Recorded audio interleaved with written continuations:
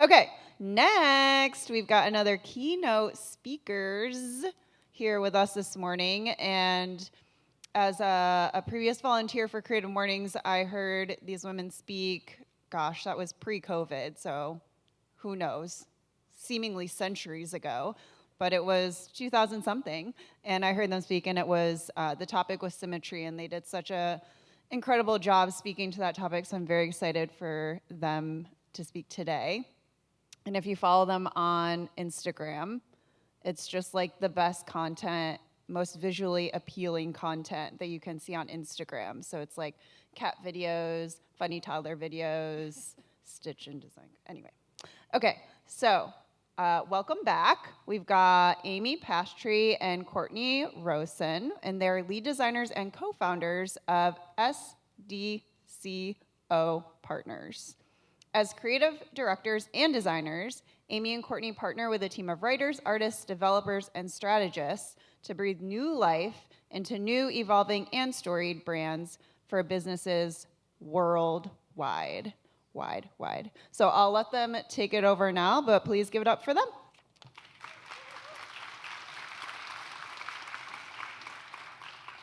Okay, you can hear me. I can tell that. Well, it's so great to see you all today. We know how busy life can be. It's springtime in Charleston, which means there's 1 million other things you could be doing right now at the same time, but you've chosen to be here, and so we really appreciate that. So Courtney and I spend a fair amount of time really thinking about ways that we can make our work life more efficient, more meaningful, and more authentic. And my guess is if you've chosen to be here today, you probably spend your time doing some of those same kind of exercises. And we just really believe in the importance of reflecting and sharing insights from the experiences that we've learned and gained. And that's, we've found over the years the way that we can make meaningful change in our work life. And so those are the stories that we want to share with you today. So for those of you out there who are curious about working towards better productivity or effectiveness, or really trying to find ways to align more with your values and create more balance, these stories are for you. So we have 3 distinct examples to share with you today to illustrate the lessons we learned along the way and some of the hardships that have helped us thrive and be more efficient and, of course, align a little bit more with our work and our values. But we're going to back up for a minute and just tell you a little bit about us and our story. So we celebrated our 15th year in business this year. And I know, crazy, right? And for years, we knew we were doing something right because we were proud of the body of work that we were creating. We could see people interacting with it, and that felt meaningful to us. Every project that we were doing, we were learning something, and we were growing. Clients liked working with us, and they started recommending us to other clients, and when that happens, you know you're doing something right. One project led to another, and we just began to be recognized. We were getting national press for the work we were doing. How Magazine named us the top firm in the U.S., and Communication Arts had done a couple of feature articles on us, and we knew the two of us, with our unique talents, we could make this work. I'm the clicker too, so sorry if So I'm going to tell you a little bit about Amy. Amy brings a very layered, eclectic sensibility to the duo.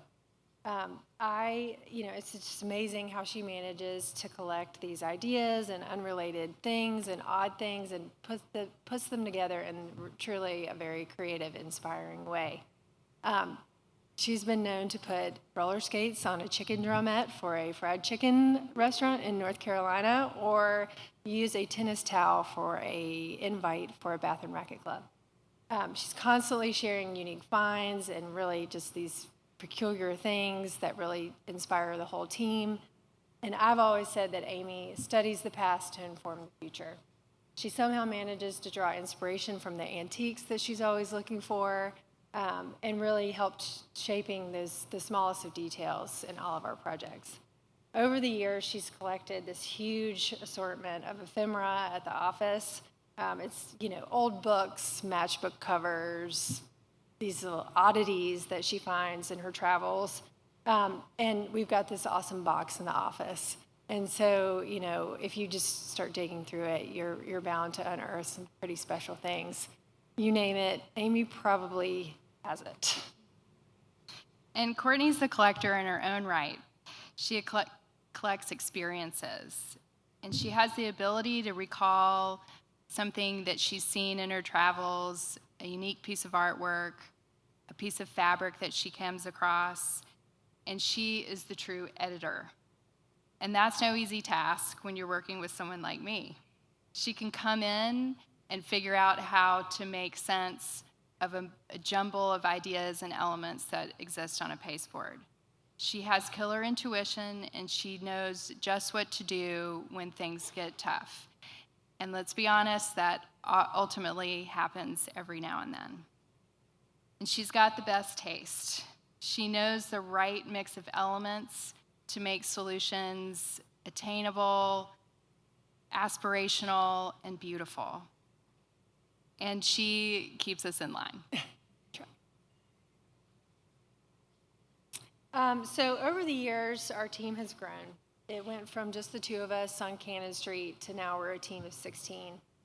We were very intentional and slow about our growth. Dr. Key, we did something very similar. We went one by one. We saw our clients' needs changing, and so we assembled a team that we knew could help get the job done.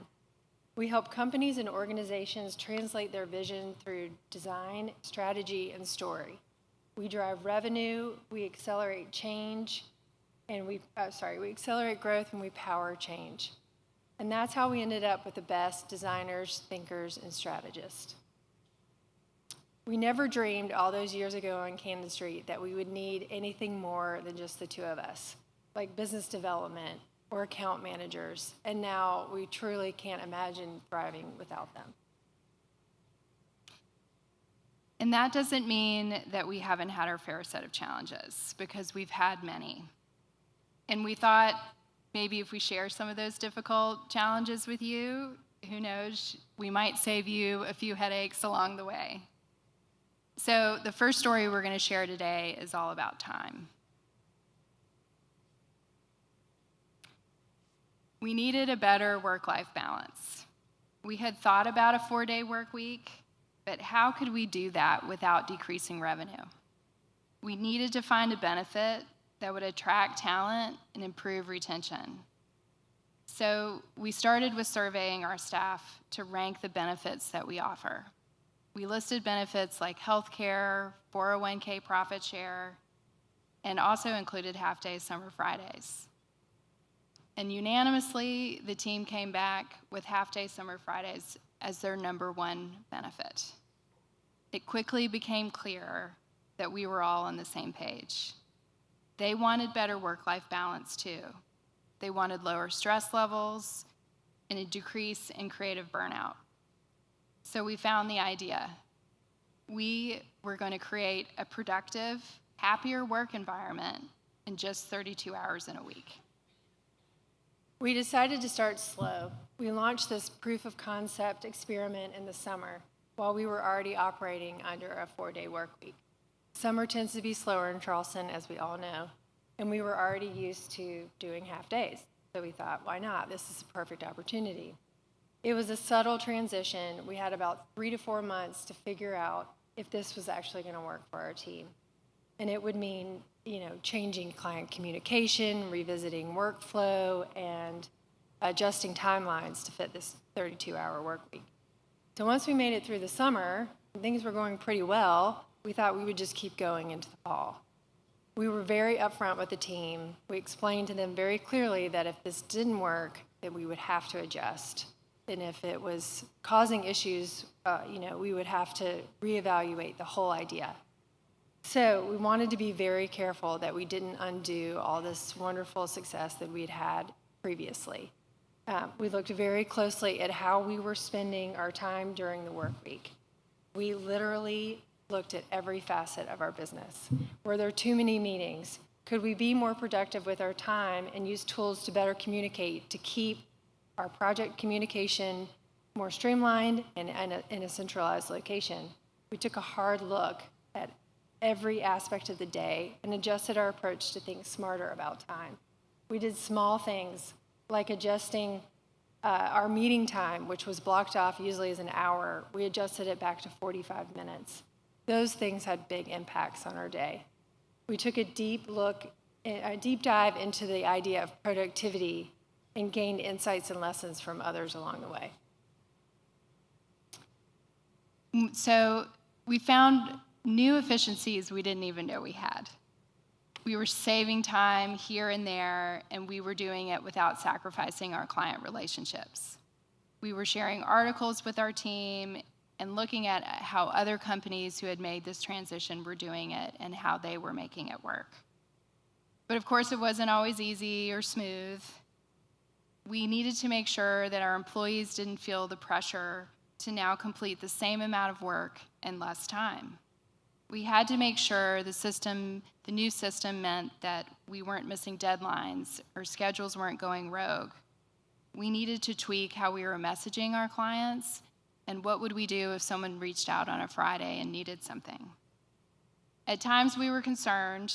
We were worried that we'd get pushback or negative feedback from clients.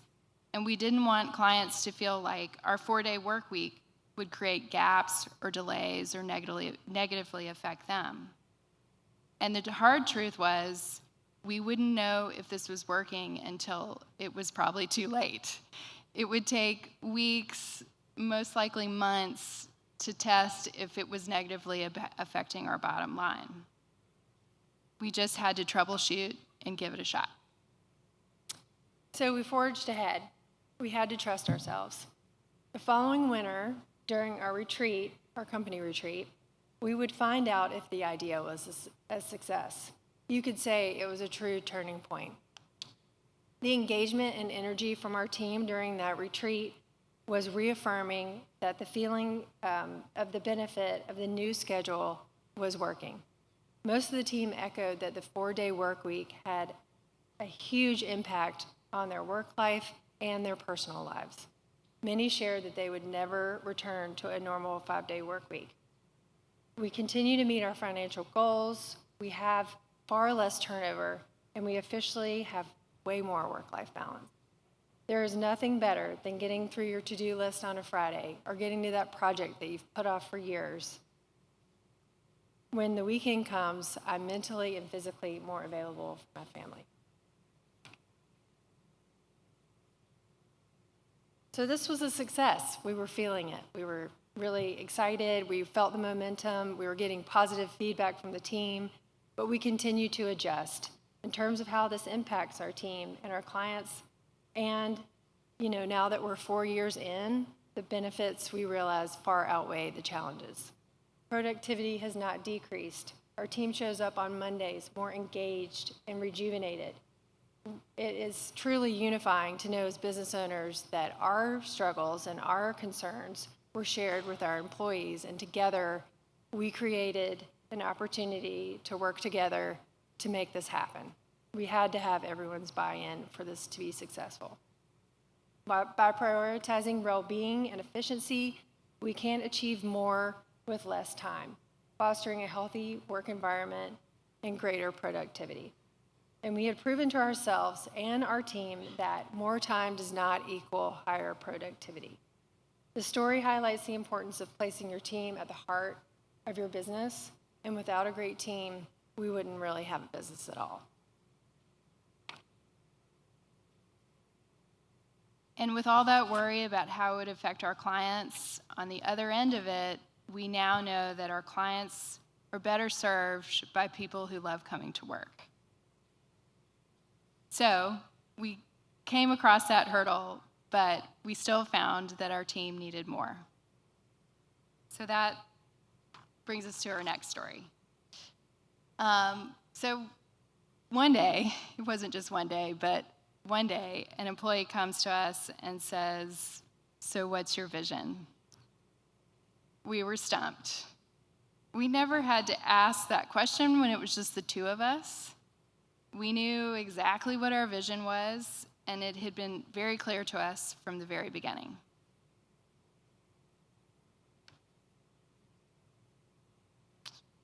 "13 years earlier, the two of us took on our first client, and they wanted a logo. That's it, just a logo. We were small, and our clients needed simple things like fonts, colors, logos. We would push so hard to convince them they needed more. Often, we weren't compensated for that extra layer that we knew they needed. And back in those days, it was early mornings, late nights, and heads down to get it done. We'd both just started our families with 2 small children at home. We would literally finish work, come home, get everybody fed, put to bed, and pull the laptops right back out and start all over again. We were so determined. We were constantly pushing ourselves to be the best we could be. At times, it felt like we were manifesting our and our clients' success through a logo exercise. We looked at the smallest job as the biggest opportunity. People were putting trust in us, and even though we hadn't been doing this for that long, we did not take that lightly. We were so dedicated to the work and to the client relationships that we were building. And that really never changed, but some things did. We evolved from eagerly taking on every project that came our way to being more intentional about our growth.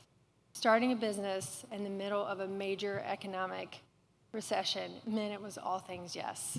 Yes to the logo, yes to the one-off business card, yes to the nonprofit work, yes to the random sign that they needed immediately.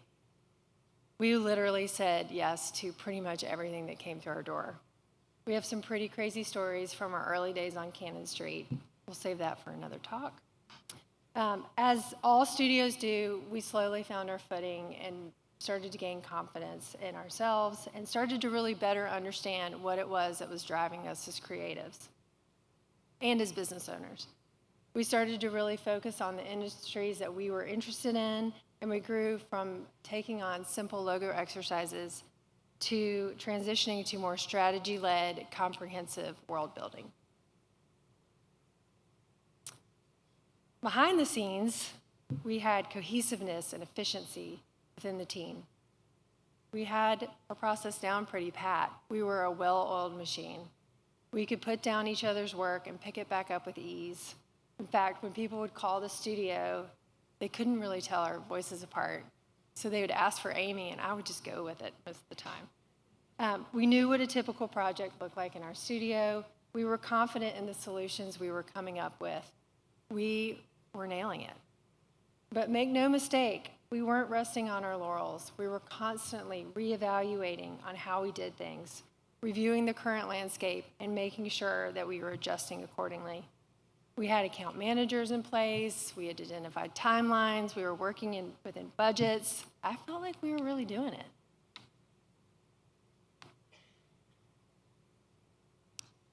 So when we came face to face with that question over and over again, what is our vision?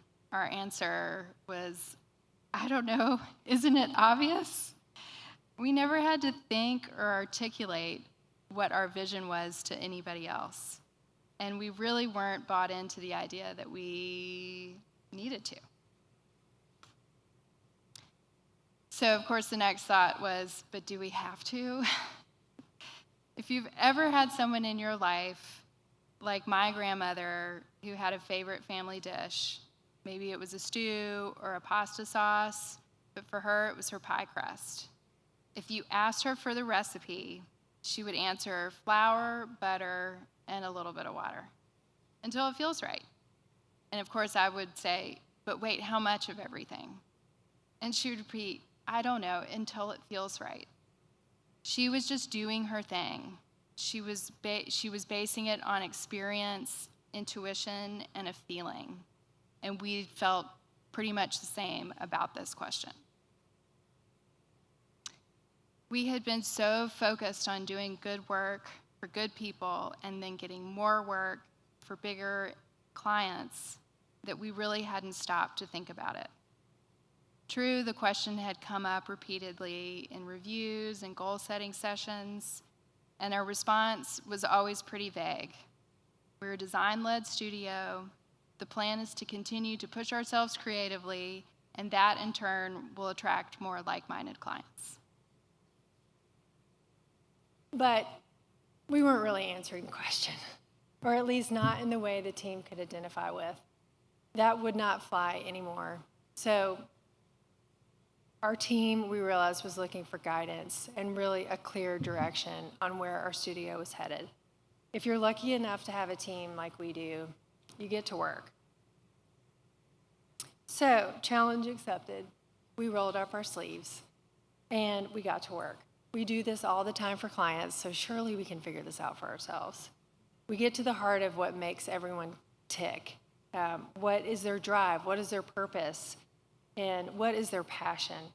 We knew that the dreaded "what is your vision" question answered properly could really help us with so many things within our business. Help us in the way we approach projects and allow us to reevaluate our entire process. In fact, the more we thought about it, the more we realized it could really help with internal processes as well, with our onboarding, with our one-on-ones, with our peer evaluations, really trying to think about everything through this lens.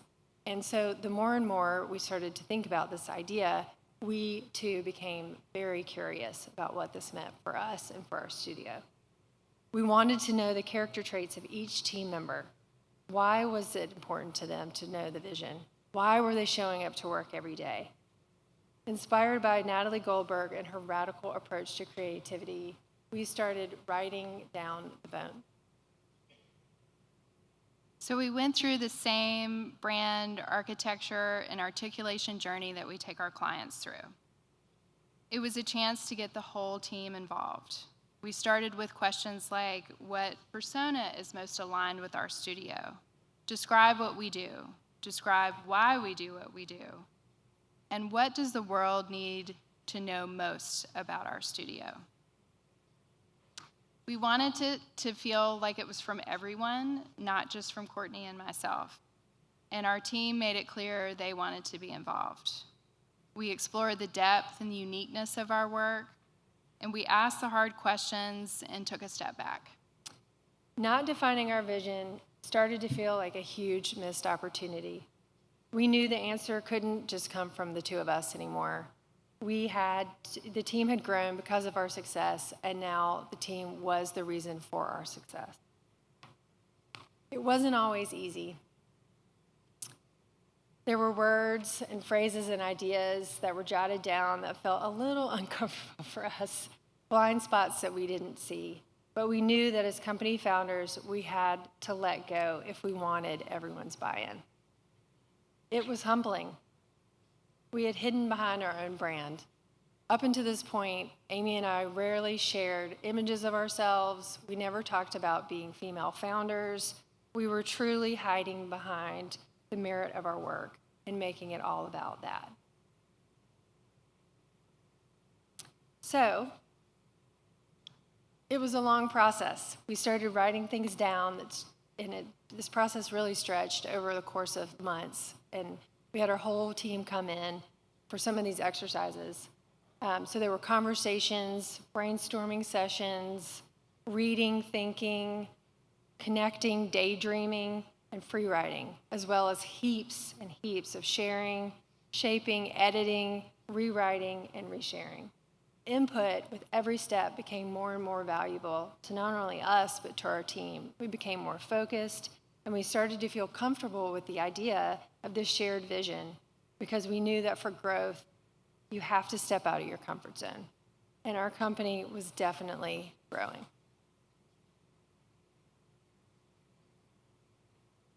So the process of creating was an integral part of the purpose.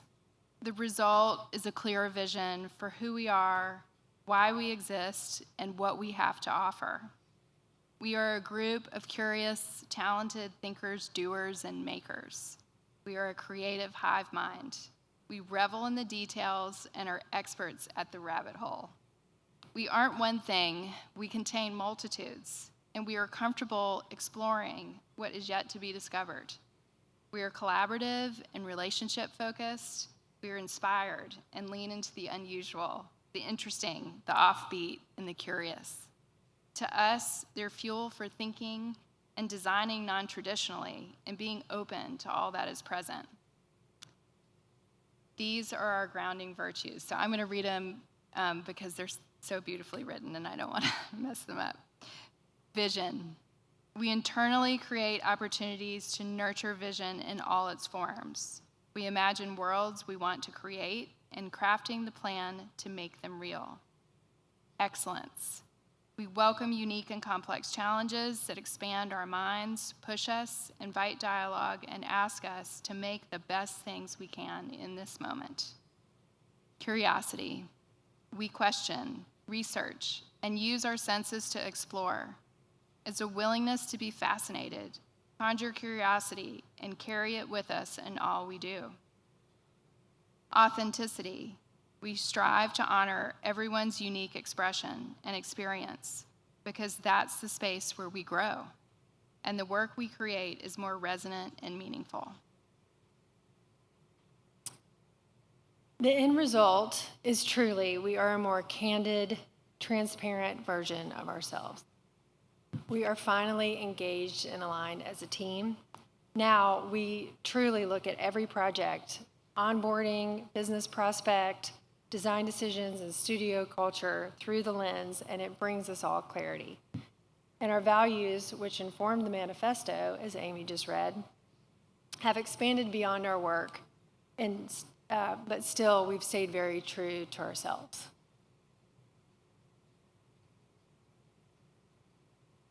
It allowed our team to find their footing in our studio. Giving them the voice was just a better way to get their buy-in and a way that they could contribute beyond their job title. We created something larger than the two of us. The phrases born out of the collective are our guiding light. And I'm going to read the manifesto. This is the end result of all those conversations. It is living in creative response to all that is present. It is built in tiny moments of presence, seeing, listening, receiving, giving, and learning as reciprocal practice. It is deep, slow, deliberate work for urgent matters. It is a thoughtful gaze in all directions before you go. It is seeing the dots and constantly trying to connect them. It is following a system until you've asked enough questions to build a new one. It is collecting facts, fictions, and feelings and fermenting them in new ways of understanding. It is tuning in without tuning out. It is listening to Dolly Parton. It is falling and flying, flying and falling.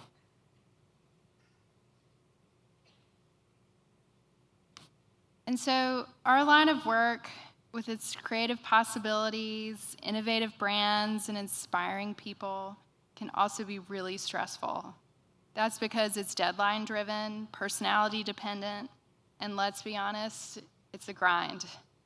Delivering creativity on time and on budget, all while simultaneously keeping the team and the client engaged and inspired, can be really tough. So this is our North Star. That's a shared vision, and it makes it easier.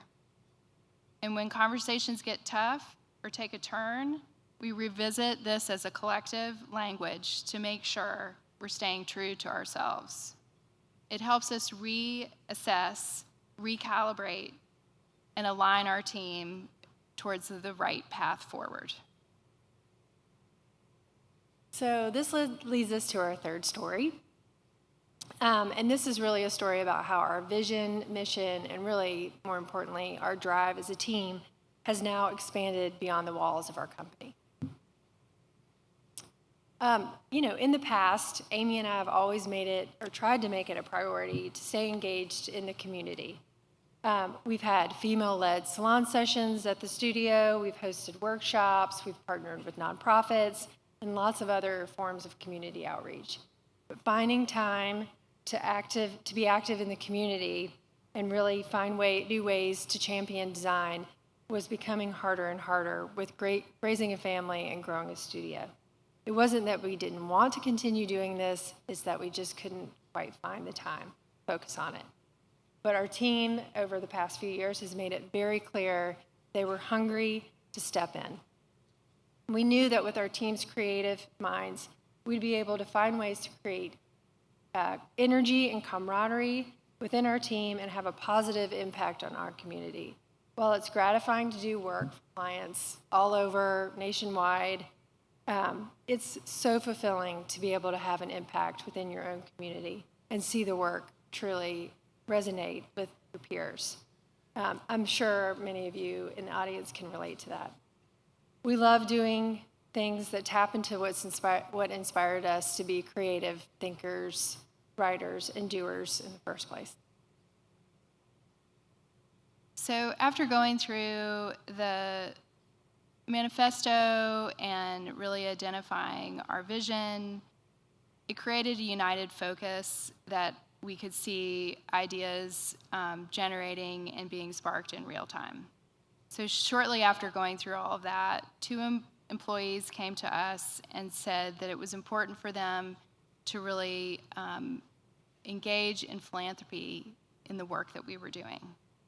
So we agreed and brainstormed on how we could host a community event that makes art accessible to all and really foster creativity within our community and bring more collaboration and connection for our team in general. We wanted to engage the larger community to create live art that addresses themes that were important to our team: ecology, stewardship, and community building. And it was important to us in the face of all the constant change. And so we had more meetings, more discussions, and more meetings again. And Recess was the brainchild, ultimately, of two employees who worked hard to identify this program that felt in alignment with the values that we had just established. And since Recess was our first event of this kind, we really wanted to be mindful about the investment on our time and our budget. We wanted to make sure there would be enough proceeds at the end of the day to actually give back to the nonprofit we were partnering with. So we really leaned into each other's natural resources and our partners' resources to make sure that we could come up with a creative idea on a shoestring budget. We knew it was going to be a good idea, but we just didn't know if anybody would be interested or actually show up. So the evening was electric. It was outstanding, truly. The community members all showed up to mingle and enjoy conversation with each other. The whole night was just spectacular in terms of the connecting with new people, connecting with the artists, discussing art, and really celebrating this idea that we had all created together as a team. We felt very proud. It was fulfilling to see how many people showed up to support the creative community.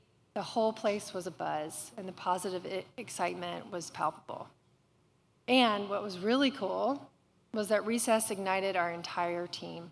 Everyone felt like they were a part of something bigger than the work in their job title. It even inspired so many of our different team members to come to us to say, I have an idea, I want to do something, I want to think about ways to design for good.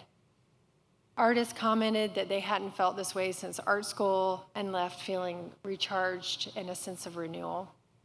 And the best part, we actually did raise money for these organizations, and that felt really good as well. And the momentum and positivity are now taking us into our third year of Recess.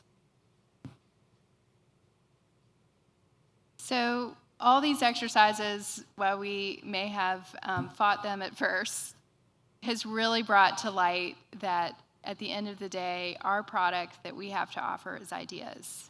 Exciting, fresh ideas. And it's all full of tiny moments of flying and falling and falling and flying. Our work is focused and meaningful. It's thoughtful, multi-layered, expressive, and transformative.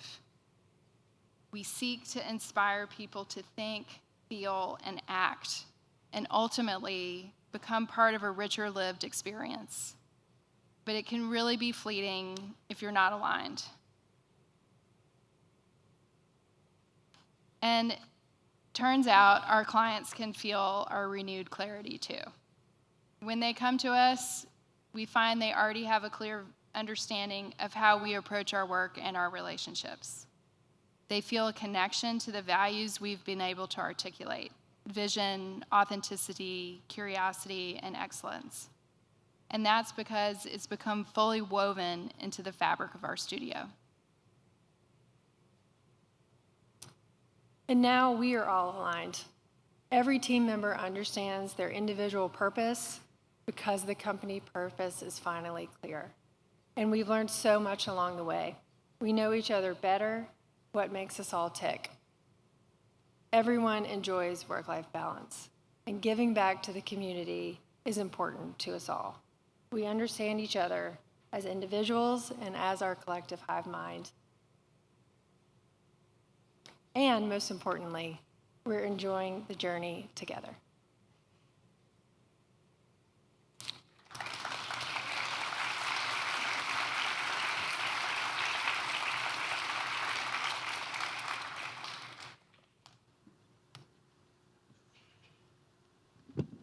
Thank you, Amy and Courtney. One more round of applause while I graciously go downstairs.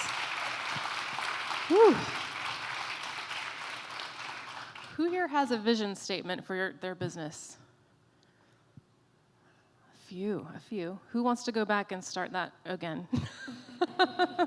Or work on it for the first time? Okay.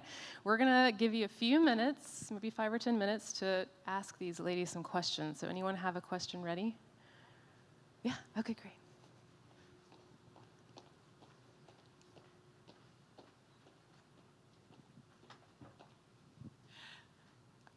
Okay, my name is Yura again.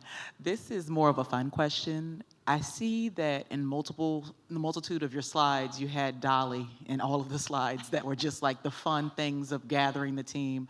What is something, and my condolences to her with her recent loss of her husband, what is something that has inspired you along the way, and pieces of Dolly that y'all have taken with you as you've gone through your journey and your process? Also, two-part question. As women who are now comfortable standing in the fortitude of being in the front instead of just resting on the merit of your business, how has it been being out in the front as opposed to where you were in the starting process of just being in the behind? I'll answer the Dolly part, or I can answer both. But a team member actually brought up Dolly Parton, and I recall the reasons being was because she gives back, and she finds a way to do that on a larger scale, but also to her community, which she's from, and that she's the best at what she does, right? But she does that with humility and grace, and she's always creating a warm and inviting space around what she does. Yeah, totally. Yeah. So she sort of came up in discussions, and that was one of those like initial write it down on a piece of paper, and then it sort of became fun to leave it in there like that, because we really wanted the manifesto version of it to feel playful and reflective of our personalities, and that we weren't taking any of this too seriously. Yeah, you want to? Yeah, and just to answer the last part, I still don't know if we're putting ourselves at the forefront as female leaders. We always struggle with that. I think we've always looked at it as we want to be the best at our craft, not the best females at our craft. So we never thought it as gender specific. And so we don't really put ourselves at the forefront the way that some But do. now we show pictures of ourselves. Yeah. And that's just really more because like, oh, I don't like this picture. But yeah. But, yeah. Baby steps. Thank you, Yura. Yeah.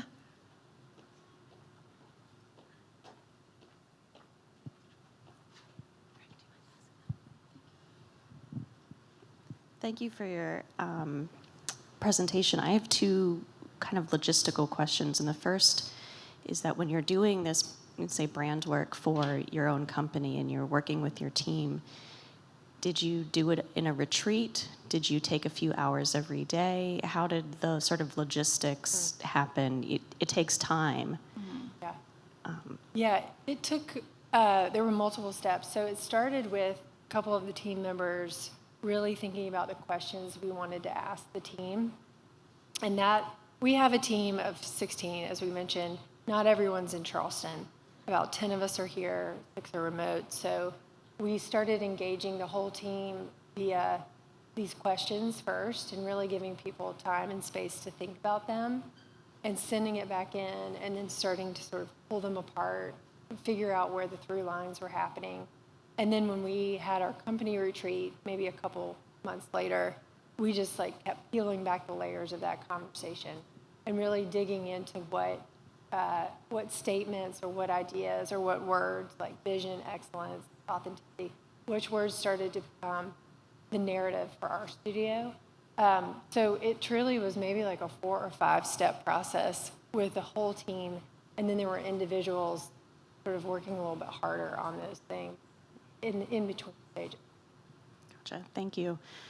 For the 4-day work week, you mentioned a lot of green flags of, what would be a red flag that a 4-day work week wasn't working? I mean, I think a decrease in revenue would be a really big red flag ultimately because, we have to protect everybody's job and take that very, very seriously. So I think if we were seeing that or that it was jeopardizing client relationships and we were losing trust over it, I would say that those two were the things that I was looking out for the most, whether or not it was working. I mean, inherently, I think we knew that it was going to be great for everybody personally. I had no doubt in my mind about that, but it was just sort of like how that could affect the business long term. Yeah, and we are creative at heart, but we also are very data driven as well. We tried to really look at the analytics of what that 4-day work week, how it would impact our productivity with decreased hours and how it would affect revenue. So we were really trying to not just make emotional decisions, but well. And you're 4 years in now with that policy? We're 4 years in. Okay, awesome. Who else has a question back here?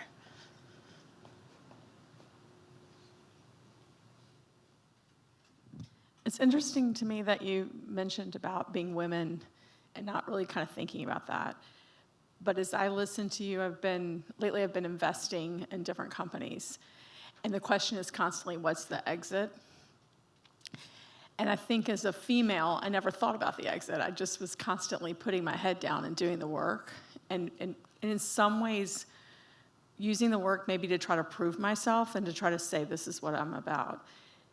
And I've noticed, maybe it's men that find it more comfortable, or maybe that's just something I didn't really see, but they are thinking, where's the worth of this? What's the worth of what I've done? And when you were describing what you were doing with a vision, I realized that what you were saying is, what is this company that we have built? And how can we start seeing leadership where we walk away and somebody else comes in? What happens if we don't show up tomorrow? Which feels like a real different change from what's normal for me. I think sometimes like, oh, let's get the vision so we can have nice words. But have you started to see that the vision is giving life to your company, maybe the way you've done to your children, to let it become its own thing? Yeah, absolutely. I mean, yes, I think it allows us it to be bigger than the two of us, and that's what we were trying to say. I mean, we started it for the two of us, and we thought that that's what it was always going to be. But then, as things evolved and changed over time, we looked up and it was like, oh, whoa, we're 16 people, and now they're looking to us to remind them why they're working for us, and because they could go work for somebody else, but why us? Why our company? And those are hard questions to answer when you're in the moment, just getting to the next thing, making sure you can pay the bills and get to the next job and everybody's happy. But I mean, for me, the outcome is I want to create a space for the people who work for us where they can see their own worth and value and their goals and what they hope to achieve happen. I never really had that from a career standpoint. We kind of created it as we went. But I love that this larger vision and to see people come up with ideas and execute upon them. It gives them the confidence to do that, because there's always that relationship of but wait, does Amy and Courtney, do they want that? But now we know what we all want if you work there. So and we've had new team members come on since this, and so that's sharing all of this with them is a big part of the onboarding process and the hiring process, to make sure that do you feel the same way about coming to work every day as we do? And not everybody does, but that helps us identify, finding people who might want to live in our little SDCO world. Okay, one more question. Looking for a hand. All right, Erica. Hey, I'm Erica. I'm also a designer, and it seems like there's a lot of shoving down our throat in the industry of AI. And I'm constantly getting emails and targeted ads for AI tools. And I'm just wondering, how do y'all incorporate any AI tools into your workflow? And do y'all use them personally, or does your team use AI in any way? Yeah, I think that's on everybody's mind right now. It's a big topic, and it certainly is on our designers' mind and our writers' strategists' mind as well. We're curious about it, and we very much see it as a tool, not a replacement for what we're doing. So actually, one of our employees was very curious about it, and we've led some sort of internal lunch and learns about AI, trying to see if, in fact, these tools would impact our day-to-day at the office. To date, we haven't found that it's made it more efficient or made our work better, but we're open to the idea. I think that's our stance on a lot of things that are new, is remaining curious, remaining open, realizing it's not a tool, it's not going to take over the world right now. And so we very much are embracing change. Our developers are really interested in AI because it can really increase their productivity and streamline a lot of efforts for them. So right now, I think they're the team that's really the most engaged with AI. Right. What can it might unlock for you that you can't do right now is maybe a way to look at it. Okay. Let's give them one more round of applause. Thank you, thank you.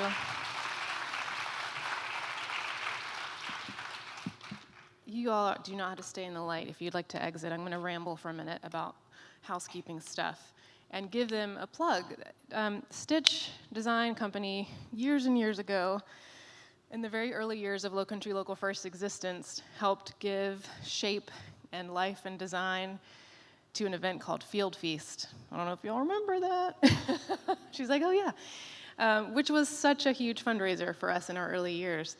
And I think it speaks in just one small way to their love of this place and the small business community that surrounds them. They also designed our 10-year anniversary invitations when we were celebrating that landmark or that milestone, and did a beautiful job. So it's been an honor to be in your orbit over the years and to follow your journey as entrepreneurs and to watch how you've been so intentional with crafting your company and making sure your team feels heard and united in those ways. So thank you for sharing.